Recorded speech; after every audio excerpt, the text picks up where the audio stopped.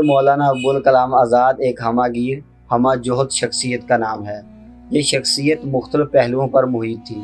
ان کی زندگی مختلف اور متضاد حیثیتوں میں بٹی ہوئی ہے۔ وہ بیک وقت بے باک مجاہد آزادی ہیں، مصنف بھی ہیں، عظیم خطیب بھی ہیں، مفکر بھی ہیں، فلسفی بھی ہیں۔ ایک طرف ادب کے شہسوار ہیں تو دوسری طرف ماہر عالم دین۔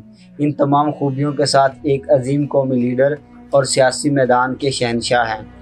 مختصراً اگر ہر فن مولا کہا جائے تو بے جا نہ ہوگا۔ بہت سارے حالات سے گزرنے اور تجربہ و مشاہدہ کے بعد آپ نے ایک تاریخی جملہ ارشاد فرمایا۔ آپ نے فرمایا، اگر دنیا 10,000 سال یا 10 لاکھ سال مزید قائم رہے تو برِ صغیر سے دو چیزیں کبھی نہیں ختم ہو سکتی۔ ایک تو ہندو قوم کی تنگ نظری